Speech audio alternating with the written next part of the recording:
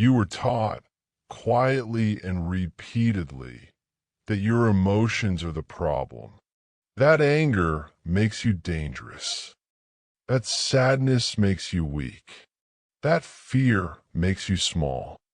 From an early age, you learn to apologize for what you feel, to swallow it, to hide it, to bury it under smiles, productivity, distractions, and noise. You were told that strength means calm at all times, confidence without doubt, happiness without fluctuation. Anything else was treated like a defect. So you began a war against yourself. Every surge of emotion felt like a failure. Every moment of intensity felt like something to correct.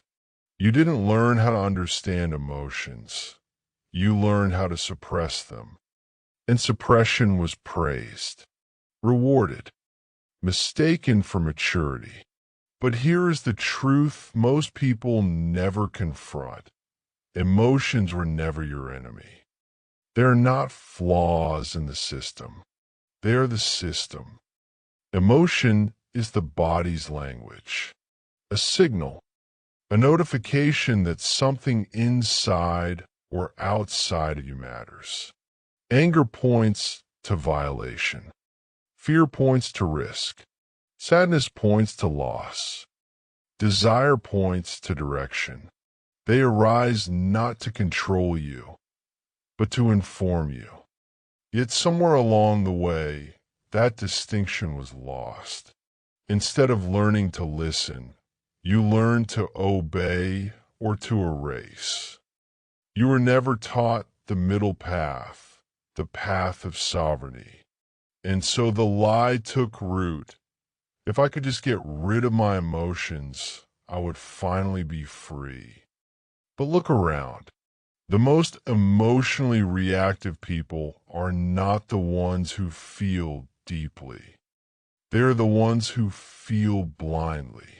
The ones who confuse emotion with command. The ones who mistake intensity for instruction. The Stoics never feared emotion. They feared slavery to it. Because the danger is not that you feel anger. The danger is that anger decides for you. The danger is not that fear appears. The danger is that fear gives orders, and you follow without question.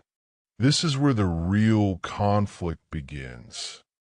Not between logic and emotion, but between awareness and obedience.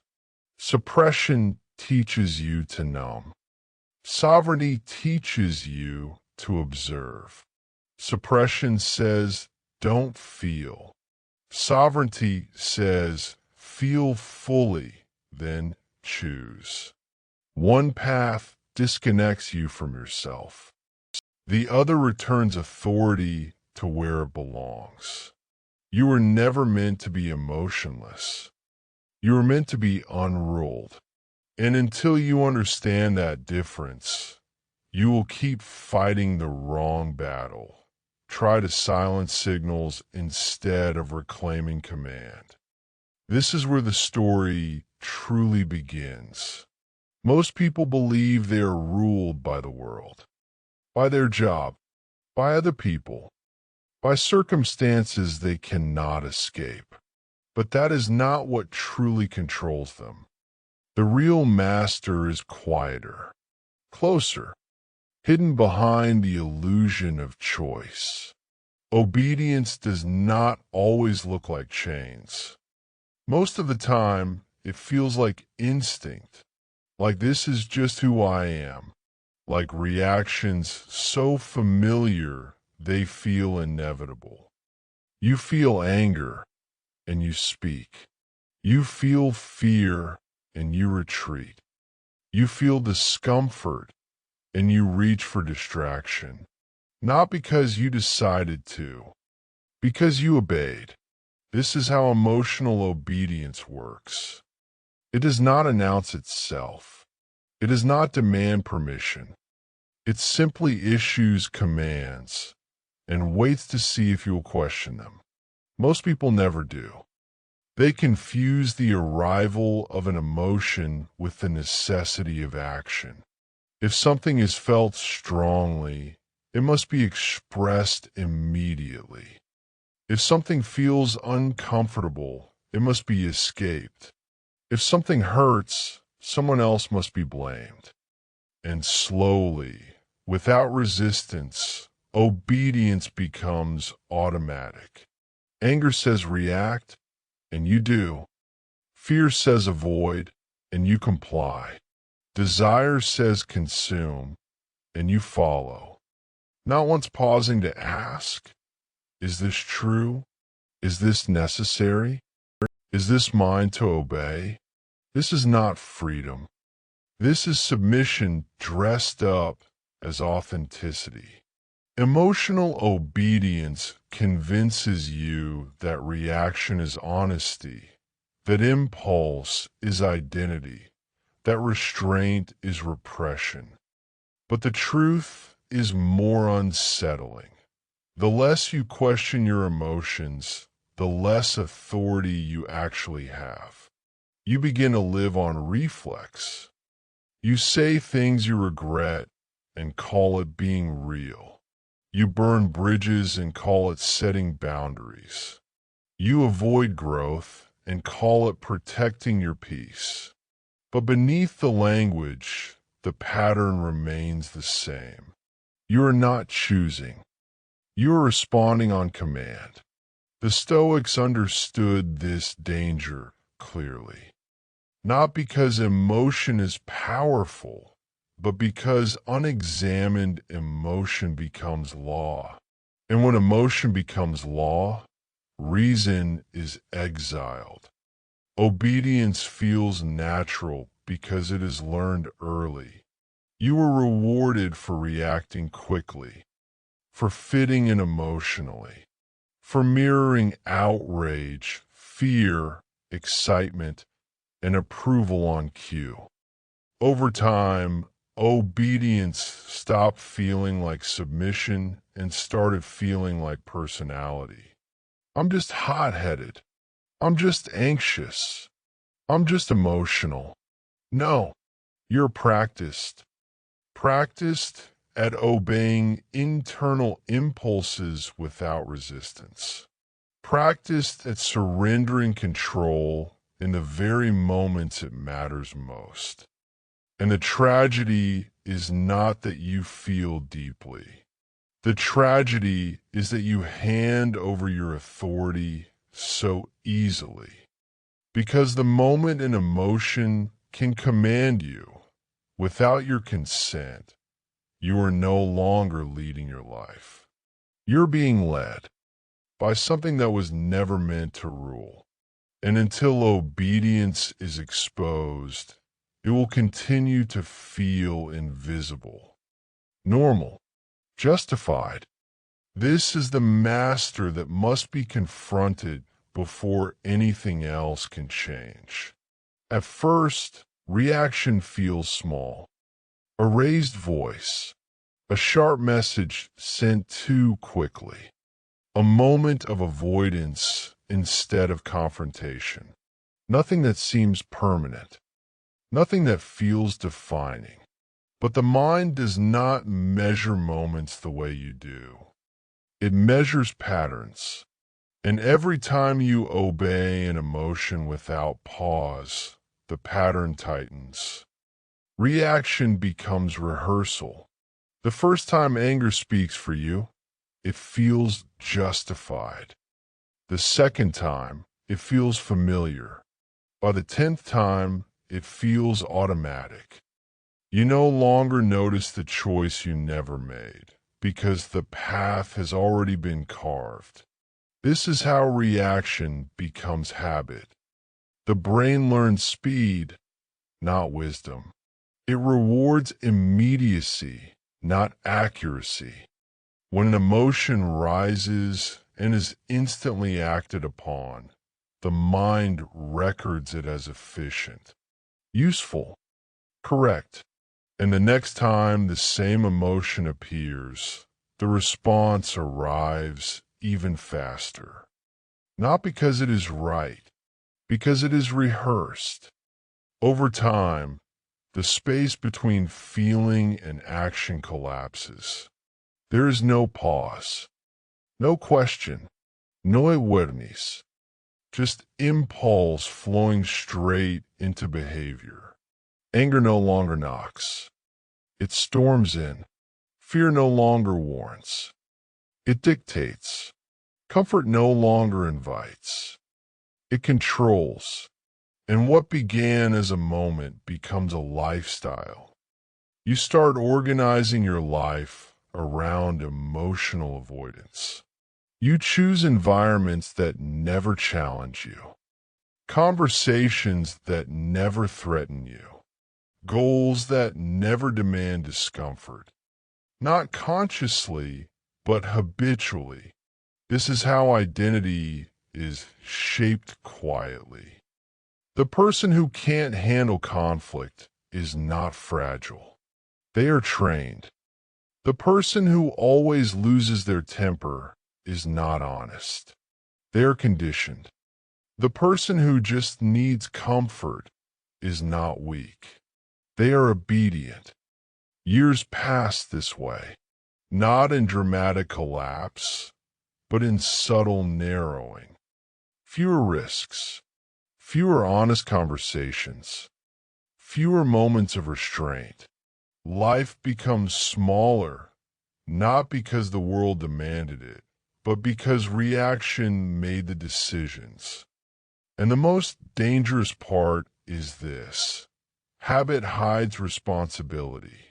Once reaction becomes automatic, it feels unfair to question it. You tell yourself, this is just how I react. This is just who I am. The habit protects itself by calling itself identity. But identity built on reaction is fragile because it depends on external triggers to decide who you will be next. The Stoics warned against this not because habit is evil, but because unexamined habit steals agency. It turns a thinking being into a reflexive one. You stop living deliberately. You start living predictably.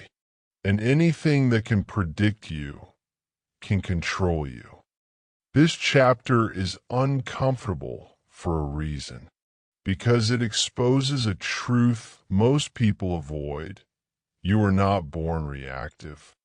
You practiced it over years, thousands of small obediences, which means something equally important. What was learned can be unlearned. But first, the habit must be seen clearly. This is where most people get it wrong. They believe that because an emotion arrives with force, it must be obeyed with speed. That intensity equals truth. That urgency equals necessity. But emotion does not arrive to rule you. It arrives to inform you. An emotion is not an order. It is a message. Fear does not say run. It says pay attention. Anger does not say attack. It says something has been crossed. Sadness does not say collapse. It says something mattered. When you mistake signals for commands, you surrender authority.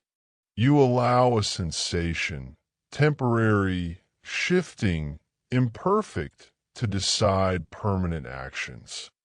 This is not self-awareness. It is abdication. The Stoics understood something simple and profound. Between what happens and what you do about it, there is a space. A narrow one, often overlooked. But inside that space lives your freedom. Emotion enters the body first. That is natural. That is human. You feel the tightening chest, the racing mind, the heat in the face. None of that is failure. None of that is weakness. The mistake happens next. The moment you say, because I feel this, I must act. The moment sensation becomes instruction. That is where sovereignty is lost. Reason was never meant to silence emotion. It was meant to interpret it, to ask, what is this feeling pointing to? What does it want me to notice, not do? When emotion is treated as data instead of direction, clarity returns.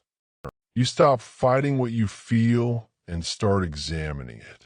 The mind regains its role as steward, not servant. This is not repression. Repression denies reality. This is recognition. You allow the emotion to exist without allowing it to rule. You feel anger without becoming cruel. You feel fear without becoming small. You feel desire without becoming reckless. This separation changes everything. Because once emotion loses its authority, it loses its power over you. It can no longer rush you into words you cannot take back. It can no longer push you into decisions you will later justify, but never respect. You begin to live from choice instead of compulsion. Most people never experience this. They spend their lives either drowning in emotion or numbing it entirely. Both are forms of obedience. Both surrender control. But there's another way. To feel fully. To pause deliberately. To act consciously. This is the discipline the Stoics practiced. Not coldness, not detachment, but command. The quiet strength of someone who listens to emotion without kneeling to it. And once you understand this, the war changes. You're no longer trying to defeat emotion. You're learning to lead it. And leadership always begins with clarity. Emotional obedience always presents itself as relief. React now, and the tension disappears. Speak now, and the pressure releases. Avoid now, and the discomfort fades. For a moment, it feels like peace. But it isn't peace. It's payment deferred.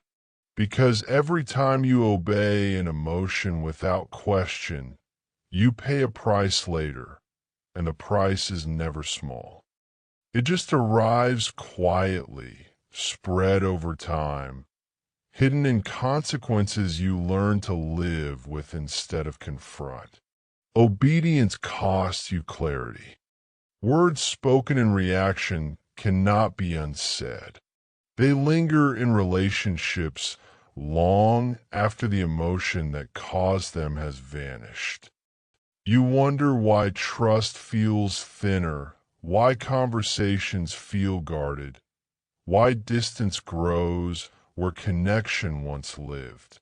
The emotion passed. The damage stayed.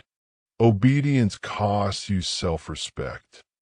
There's a subtle erosion that happens when you know, deep down, that you did not act from principle, but from impulse. No one else may see it, but you feel it. A quiet disappointment in yourself. A sense that you were capable of more restraint, more wisdom, more strength than you showed. Obedience costs you time. Years disappear this way, not through catastrophe, but through avoidance. You delay difficult conversations. You postpone uncomfortable growth. You choose short-term comfort over long-term progress. And one day, you realize you have been busy, but not deliberate. Most dangerous of all, obedience costs you agency. Because every time you obey automatically, you reinforce the belief that you cannot choose otherwise. The mind learns this is what we do when we feel this. And slowly, the range of possible responses shrinks. Life becomes reactive instead of intentional. You don't feel trapped. You feel normal. And that is why obedience is so expensive. It hides its bill. The Stoics warned that the greatest loss is not pain or failure, but living without authorship. When emotions write your actions for you, your life stops feeling like something you're creating and starts feeling like something that happens to you. You blame circumstances. You blame other people. You blame your past. But beneath it all is a simpler truth. You kept handing over the pen. And the tragedy is not that you felt anger, fear, or desire. The tragedy is that you let those feelings decide what kind of person you would be in the moments that mattered most. Because the cost of obedience is not just external damage. It is the slow forgetting of who you could have been if you had paused and chosen. There's a moment so small most people never notice it. It exists between what happens to you and what you do about it. Between the comment that stings and the words that leave your mouth. Between the surge of anger and the action it wants to take. Between discomfort and escape. This moment is brief, fragile, easy to miss, and yet it is where all power lives. Most people believe control is about force, about overpowering emotion, suppressing impulse, holding everything down with tension. But real control is quieter than that. It is not found in resistance. It is found in delay, the pause. When stimulus hits the nervous system, the body reacts instantly. Heart rate rises. Muscles tighten. Thoughts race. This is not a failure of discipline. This is biology doing its job.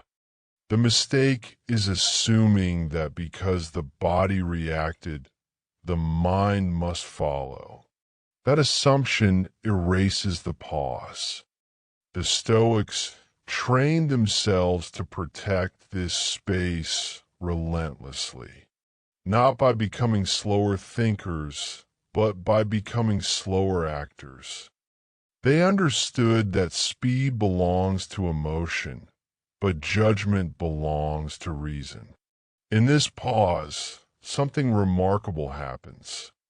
You begin to see the emotion clearly instead of being inside it. You notice its shape, its urgency, its demands. You realize how badly it wants immediate action and how little patience it has for reflection. That urgency is the giveaway. Anything that demands instant obedience fears examination. So you wait, not to suppress the feeling, not to argue with it, just to let it exist without movement. In that stillness, the emotion loses its grip, not because it disappears, but because it is no longer alone. Awareness has entered the room, and awareness changes the equation. You start asking different questions, not emotional ones, but sovereign ones. What happens if I don't act right now? What would restraint cost me in this moment? What would reaction cost me later? These questions cannot be asked in a rush. They require space, and space is exactly what the pause provides. This is why mastery feels calm. not dramatic. It is not loud control. It is quiet authority. The pause is not weakness. It is not indecision. It is strength under control. The strength to feel fully and still refuse to be pushed. Once you learn to live inside this moment, this narrow gap between impulse and action, your entire relationship with emotion changes. You stop being dragged through life by reactions. You start walking deliberately. The world may still provoke you. People may still test you. Life may still apply pressure. But now, pressure meets presence. And presence always wins. This moment, the pause, is where freedom becomes real. Most people hear the word discipline and feel resistance.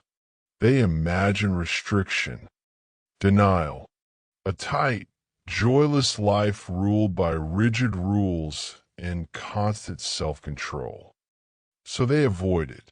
And in avoiding discipline, they believe they are choosing freedom.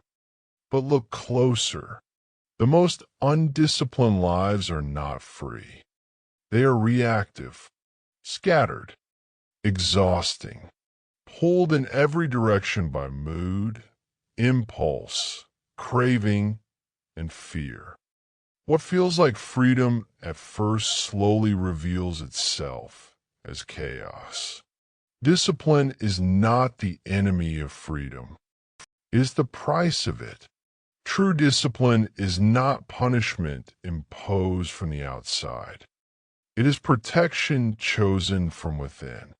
It is the decision to no longer let passing emotions dictate permanent outcomes. When you stop obeying every impulse, something unexpected happens. Your energy returns, no longer wasted on emotional cleanup, no longer drained by regret, no longer spent justifying actions you didn't even choose consciously. Discipline simplifies life. It reduces noise. It removes the constant need to explain yourself to others and to yourself. This is why disciplined people appear calm, not because they feel less, but because they carry less aftermath. They don't have to repair as much. They don't have to apologize as often. They don't have to recover from themselves. Discipline creates inner order, and inner order creates peace. The Stoics did not practice discipline to become rigid.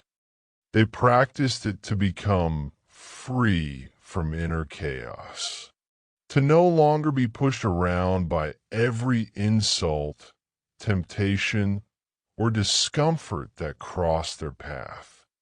Discipline says, I will feel this, but I will not be rushed by it. It says, I will listen, but I will decide. This is not about becoming hard. It is about becoming grounded.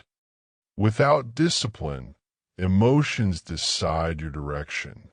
With discipline, emotions provide information, and you decide the direction. One leads adrift. The other leads to authorship. And perhaps the most misunderstood truth of all is this. Discipline does not shrink your life. It expands it. It allows you to tolerate discomfort long enough to build something meaningful. To sit with difficulty without escaping. To remain steady when life tests you. Comfort narrows life.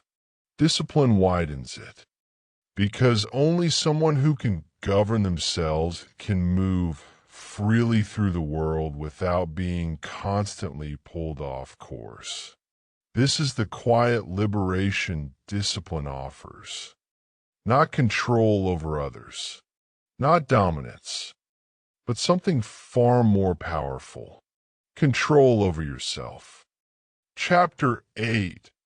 Emotional sovereignty. There is a moment when everything turns quiet.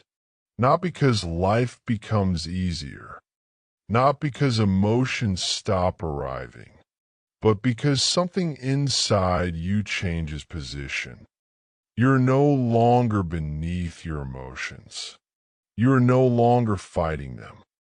You are above them, watching, listening, deciding. This is emotional sovereignty. Sovereignty does not mean you feel less. It means you belong to yourself. Your inner world is no longer an open border, crossed by every provocation, every opinion, every passing mood. There is order now, authority. You feel anger, and you remain composed. You feel fear, and you remain upright. You feel desire, and you remain deliberate. Nothing is suppressed. Nothing is indulged blindly. This is not numbness. This is command. Most people spend their lives believing power is loud, reactive, expressive. They think strength is shown through immediacy, through proving, defending, asserting. But the strongest people move differently. They do not rush to explain. They do not hurry to react. They do not give their emotions the microphone the moment they speak. Their calm is not passive. It is intentional. Emotional sovereignty means you decide what deserves your energy, your words, your action. You stop treating every feeling as urgent, every impulse as sacred, every reaction as necessary. You become selective, and selection is power. The world still tests you. It always will. People still provoke. Circumstances still apply pressure. Emotions still rise, sometimes violently, sometimes quietly. The difference now is this: nothing inside you moves without your consent. You understand that emotions are weather, not the sky. Temporary forces passing through something far more stable. You let them pass without building your identity around the storm. This is the Stoic endgame. Not control of the world, not domination of others, but mastery of response. Because the person who controls their reactions cannot be controlled. They cannot be baited, rushed, or destabilized easily. Their strength does not announce itself. It does not need to. It is felt. Calm becomes their rebellion. Restraint becomes their edge. Silence becomes their authority. This is what it means to live as the author of your life rather than a character reacting to the script. To feel fully. To choose carefully. To act deliberately. This is the Stoic response. And in a world that reacts, calm is your rebellion.